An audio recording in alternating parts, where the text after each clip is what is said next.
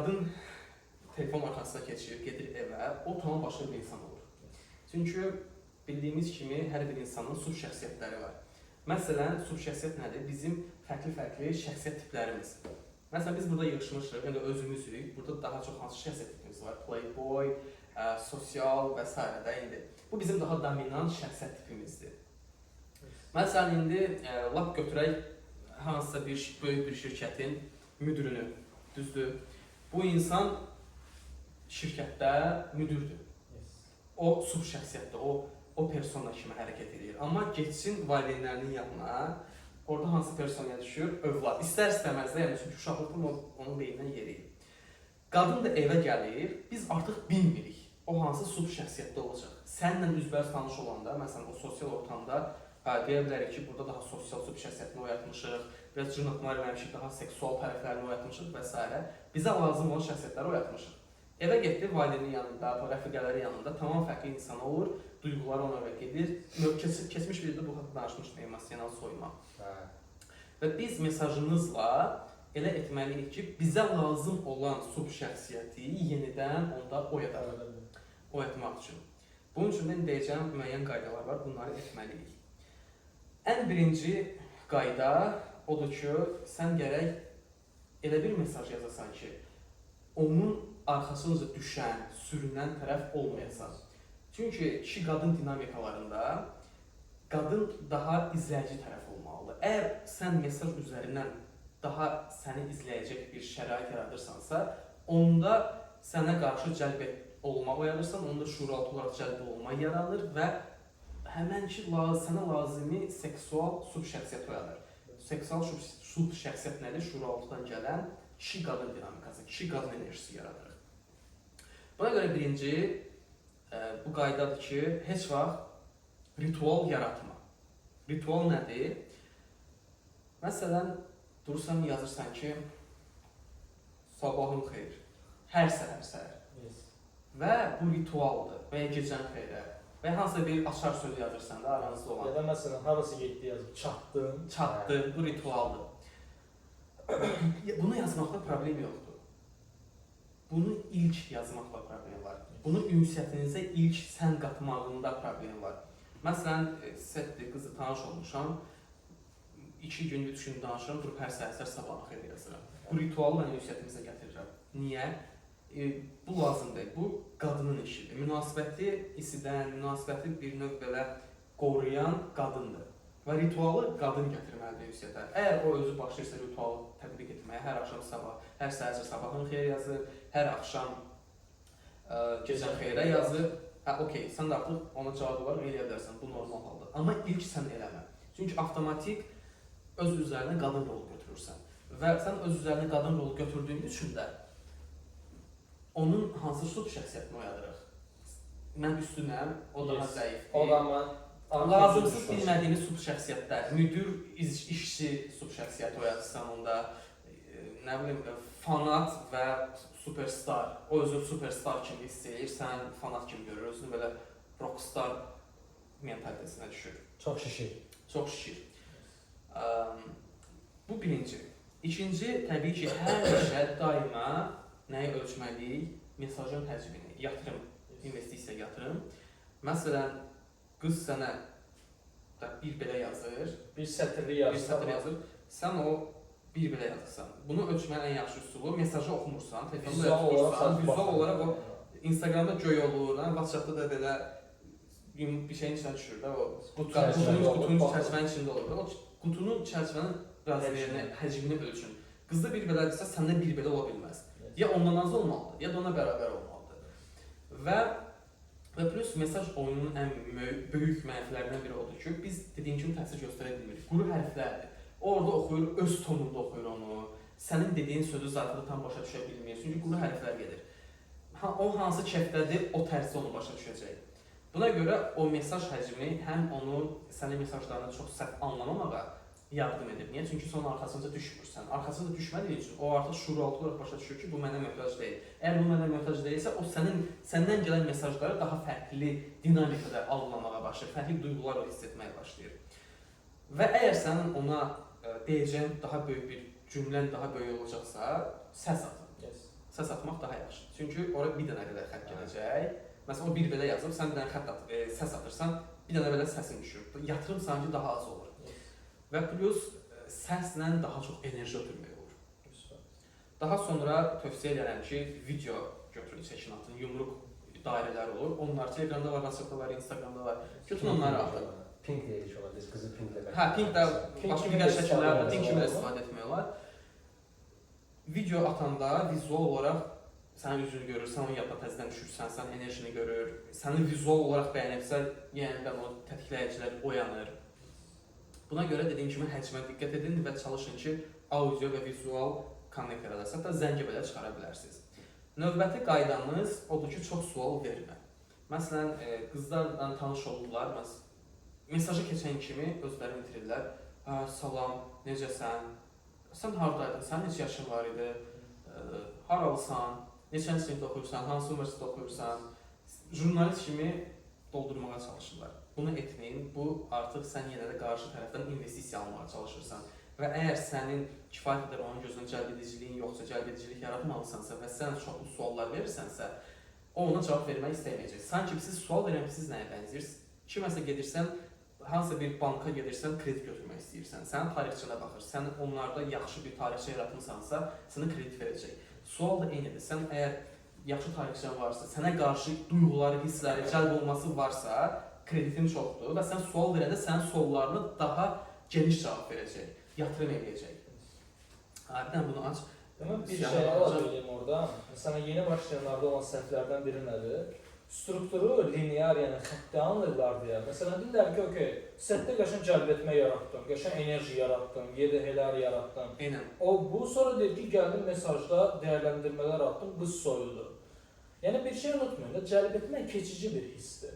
Bir alov kimidir. Yes. Setdə qız alovlanır, əla qəşəng. Set bitəndən sonra qız sönür. Siz mesajda onu təzədən alovlandırmalısınız. Okay? Ya Instagram alırsınız, profiliniz onu alovlandırmalıdır. Ya da ki siz səs atmalısınız, yaxşı bir mesaj yazmalısınız, video atmalısınız ki, sizə baxanda təzədən alovlansın, təzədən bir cəlb olma yaransın. Ondan sonra həmin o cəlb olmadan yaranan dəyərinizin hesabına ondan nəsə ala biləsiniz. Yəni struktur dairəvi üzrə getməlidir. Siz o dairədə hər dəfə cəlb etmədən keçməlisiniz ki, o dəyərləndirməni ala biləsiniz ondan. Yəni al-ver deyil, ver-al dünyasıdır. Yes. Əvvəlcə bir dəyər verməlisiniz ki, ondan nəyə sala biləsiniz. Və o dəyəri, sən dediyin kimi, qarşı tərəfdən alan bir element də var. Bunu çox insan göz ardı gəlir, daha çox da spiritualizmlə bağlıdır. Məsələ nədir? Sən mesajlaşırsan, qızdan danışırsan.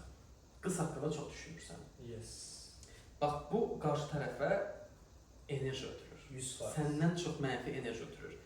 Çünki biz, var mənim öz şuurum, sənin öz şuurun var, sənin öz şuurun var. Bir də kollektiv şuur. Məsələn, biz burada birləşmişik, özümüzə dair bir kollektiv şuur var. Sonra bizim kollektiv şuur başqa kollektiv şuura bağlıdır. Və sən hansısa qız haqqında danışanda, onun haqqında çox düşünəndə, mesaj yazında, niyə cavab vermir, niyə cavab vermir, niyə cavab vermir, niyə cavab vermir, ay yox qız, ay dünya gözəlliyi, ay Allah, bir dənə həyatımın qadını, o var ha, o bilsiz, başqa qadın, top 1% qadınlar içində, başqa qadınlar kimi deyil. Elə bir düşünəndə, avtomatik mənfi enerji göndərirsən, möhtac enerji göndərirsən, o səndən daha da uzaqlaşır. Adicə qıza atdığın səsdə belə o hiss olunur. Təbii ki, o qıza atdığın səsdə, mesajda belə hiss olunur. Biri var, biraz belə vecsiz yazışırsan, bir də var, bu mesajı silib təzədən yazır, silib təzədən yazır, silib təzədən yazır. Dostunla məsləhətçi buydu mu, belə mi yazım? Sonra axırda bir qəribə mesaj alınır. O mesajı belə oxuyanda hiss olunur ki, bu üstündə çox düşünülür və yaxşı bir şey çıxmıyor ortaya. Məsələn, bizim qapalı qrupumuz var idi, orada da uşaqlarla biz məsləhətləşirik. Məsələn, bizdən, bir-birimizdən məsləhət alırıq belə mesajlar barəsində, oyun barəsində. Elə o günlərdə bir uşaq yazmışdı, bəs bura nə yazılır deyə. Qızdan mesajlara elə bir ki, 5 dəqiqə məsafədə demək olar, amma uşaq 1 saat gözlədib onu və bizdən məsləhət almağa çalışır ki, nə mesaj yazar. Avtomatik o try-hard kimi görsən. Yəni, biz buna süni, yəni necə çox süni alır oyunda və o enerjini də qıza ötürür. Və nəticədə də istəyi nəticə almır və necə deyim, özündən şübhələnir, öz oyun qabiliyyətindən şübhələnir və axırda çökməyə səbəb olur. Yəni o kiçik bir şey. Və yəni orada bir şey var da, yəni çox sadə bir metod deyim. Qıza bir mesaj yazanda özünüzü qoyun qızın yerinə. Eyni situasiyada əslində bu çox işləyən bir şeydir. Düşünün ki, bu mesajı sizə yazıblar. Siz baxanda nə reaksiya verərsiniz ona? qəribə bir şey yazanda sizin özünüzə də qəribə gələcək ki, bu qarşıdakı adam nə etməyə çalışır. Çünki tryhard olanda, qəribə şeylər olanda o dəqiqə hiss edirsiniz onu. Mən nə edirəm? Mən mesaj üzərində 99.9% halı düşünmürəm. Sadəcə götürürəm, andayam, öz enerjimdəyəm. Sadəcə götürdüm səsimi, yazdım, attım. Həmin anda sən Çünki o enerji sözdən daha çox danışır. Təbii ki. Çünki onu çox ciddi almıram. Cavab verib cavabına uyğun cavabımı verirəm. Amma bunu məntiqi düşünmürəm, məntiq etməyə çalışmıram və ya ilgi oyatmağa çalışmıram. Mən inanıram ki, mən cəlb ediciyəm. Və mən əgər cəlb ediciyəmsə, mesajım da cəlb edicidir. İntonasiyam yerində, özüm hər şeyim yerində, niyə özümü kasmamayam ki? Və o çox yaxşı enerji ötürür və o başa düşür, səs tonundan, intonasiyamdan, enerjimdən və s. hiss edir ki, bu məni çox da önəmsəmir. Və orada duyğular oyanmağa başlayır, mənə duygusal reaksiya verməyə başlayır. Və biz də kimə çox duygusal reaksiya veririksə, onun sağlamlıq və reproduktiv bacarığı bizdən daha üstün olduğunu göstərir. Və reaksiya vermə demişkən, yəni sən də, qıza da sən özün reaksiya verməli deyilsən. Qız nəsə yazır, incir, qızı blokator təzədən çıxarır, takipdən çıxarır, təzədən gelir. Bunlar hamısı duygusal reaksiyalardır. Sən stabil qalmalısan. Kişinin enerjisi daha çox maskulin, dominant, qaya enerjisi kimidir. Yəni qız dalğadır, gəlir dalğalarına çırpınır, sən dik dayanmalısan. Təbii ki, bu demək deyil ki, qızın sənə qarşı hörmətsizliklərini susmalısan və s. Həqiqətən sənə qarşı hörmətsizlik edirsə, blokad atacaqsa gedəcək. Amma flört elə bir şey var da, bəzən qadınlar flört zamanı biraz acı dil ola bilirlər, bəzən gedirlər, bəzən gəlirlər. Onun da bir çox səbəbləri var, amma qadınlar çox stabil deyil. Və sən o stabilliyin qarşısında, qeyri-stabilliyin qarşısındasan, özündə qeyri-stabil olanda. Bu çox feminin enerjidir. Yəni sən öz çərçivəndə qalmalısan. Qız nəsə yazır, gülüb keçir, uşaq kimi yanaşmalısan. Duygusal reaksiya heç vaxt vermə. Növbəti çox vacib elementi bütün Azərbaycan kişilərinin ən zəif nöqtəsi nədir? Seksuallaşma. Mesaj üzərindən seksuallaşmağa çalışmaq istəyirlər. Və burada belə bir şey var da, yəni qızın, okey, seksuallaşa bilərsiniz mesaj üzərində. O sənə hətta lüt şəkillərində öyrətə bilər. O hətta sənə virtual seks də gələ bilər. Hətta səni virtual boşalda da bilər də, yəni. Amma virtual seks olsa, sextinginiz olsa belə mesaj üzərindən bu %100 qız sənə görüşəcək demək deyil. Və o garantiya sənlə 100% görüşəcək garantiyasını verir. Amma nə garantiyası 100% verir? Demək olar ki, çox hallarda alıcı məhsul garantiyası ola bilərmi? Olacaq. Çox adam duygusal yanacaqmı? Yanacaq. Səhərsə oyanacaq, özünü hiss edəcəkmi? Eləyəcək. Belə olma ehtimalı çox yüksəkdir. Amma daha sonra görüşmə garantiniz yoxdur. Bu səbəbdən qızı görüşə çıxar və görüşdə artıq seksuallığı artırmaq lazımdır və daha sonra toxunmamaq lazımdır. Aranızda müəyyən bir şey olmalıdır. Və bir çox oğlan qızlarla yazışanda, ay qaqa, bana günə qız takip atdı, qız özü mənə yazdı. Həmişə bu mental masturbasiyadır. Yəni qaqa ceyran tutmuşam ya qaqa. Yadda saxlayın. Yəni mesajda 100 dənə qızla yazışa bilərsən. Hətta bax məndən də daha çox qızla yazışa bilərsiniz. Və izləyicilərə deyirəm. Amma onun neçəsindən real görüşə çıxarıb da normal nəsə olub aranızda. Ona baxmaq lazımdır. Real aranızda cinsəllik olubsa, okey. Onunla qız sənə yazıb neçəsi. Biri ilə eləmisənsə, sənin nəticən 1-dir. Qalan 9-u hamısı mental masturbasiyadır. Oy, mənim takibdə nə qədər qızlar var. Mental masturbasiyadır, beta enerjisidir, yığıb saxlayın qız. Onlarla nəsə etmək lazımdır. Nəsə etmirsənsə, dediyim kimi, bu yaxşı yerə gətirib çıxarmır. Sadəcə sən friendzone-da qalırsan onlar üçün. Onlar da sənin zapasnoy variant kimi görür. Hətta mən bir şey əlavə edim, sözü kəsirəm. Məsələn, mesajlaşmadan deyir, amma bunu biraz irəli səviyyəyə qaldırsaz, adi sosial ortamlarda olan real tanışlıqlarınız, setlərlə tanışlıqlarınız da buna daxildir. Əgər siz düzgün obrazı, düzgün enerjini, düzgün vibe yaratmasaz, o çoxlu etdiyiniz tanışlıqlarınızda yenə boşa getmiş sayılır. Çünki faktiki olaraq onu bir nəticəyə gətirə bilmirsiniz. Ya olursunuz yaxşı həmsöhbət, ya olursunuz dırnaq içində yaxşı dost və bu da sizə lazım deyil. O cəhətdən götürəndə, yəni o kəmiyyəti keyfiyyət saymayın, kəmiyyəti bir nəticə saymayın ki, mən 20 qızla danışdım, 20 qızla tanış oldum, 50 qızla tanış oldum. Öyrənmə mərhələsindəsinizsə bundan keçməlisiniz. Amma sırf əgər məqsədiniz inkişaf etmək yox, çoxlu qızla danışmaqdırsa, bunun nəticəsi olmaz. Nəticəsi yox, çoxlu qızla danışmaq yaxşı bir şey deyil. Yes. Nə mənada yaxşı bir şey deyil? Yəni bu sonuca gətirmək lazımdır. Sonuca gətirmisənsə, bu mental dediyim kimi masturbasiyadır. Bu sənin zəifliyini göstərir əslində. Yəni okey, danışdığın çoxdur, amma bir nəticə gətirə bilmirsənsə, bu hardasa boşluğun var. Sən cəlbedici deyilsən. Ay qaqa az qalmışdı, özün istəmədim. Hamısı yalan söhbətlər, hamısı bəhanələrdir. Faktiki olaraq aranızda nəsə varmı? Yoxdur. Söhbət dost kimi, sən özün dost kimi gördüyün qızlardan getmir və ya mənim iş yoldaşım və s. onlardan getmir. Flört qismində gördüyün qızların neçəsindən nəsə olub aranızda cinsiyəlik yoxsa yox. Olmayıbsa boş söhbətdir, havada bozduqdan danışırsan. Və buna görə də söhbət nəyə gəlir çıxır? Mesajda body olmuyor, frenzona düşmür, qızları görüşə çıxarır. Mesajlaşmanın bir dənə məntiqi məqsədi var. Qız görüşə çıxarır. Mesajlaşma ilə tanışlığınız olduğunuz andan görüşə qədər körpür oldu. Deydə çıxarmaq lazımdır. Əsas məqsəd budur mesajın. Əsas bir dənə problem var, o çox adam da bunu deyir, hətta oyun bilənlərdə də olur. Bu deyir, qaqa deyir, qızla danışıram deyir, amma bu qız ciddi münasibət qızı da deyil. Yəni bununla yəni bu cinsəllik üçün qız deyil. Yəni bu proses təbii bir prosesdir. Yəni o vaxtdan bəri olan bir şeydir. Bu hər bir qızın necə deyək, İnstinktində var. instinktində Və var sən yəni. qızın əvəzinə qərar verirsən.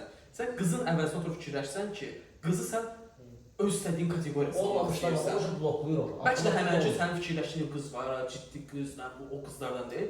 Kesinliklə qədər, yəni normaldır da, yəni bu qınamadan deyirəm ki, qızında pornosuna da baxır. Səndən əvvəl 3-4 dənə sevgilisi də bəlkə onlarla da yəni normal olaraq, yəni qınamadan deyirəm, tam normal bir şeydir, cinsəllik yaşayıb. Sən qızın əvəzinə heç vaxt qərar vermə. O özü qərar verəcək səndən, yatacaq, yatmayacaq. Və ola bilər ki, sənə özünü mələk kimi də göstərsin həqiqətən. Ola bilər ki, sənin gözündə biraz özünü belə əl çatmaz göstərsin. Amma həmən o qız qarşısına başqa birisi çıxar, doğru bir şəraitdə, doğru bir anda həqiqətən arzuladığı biri onunla çox sürətli cinsəllik eləyə bilər.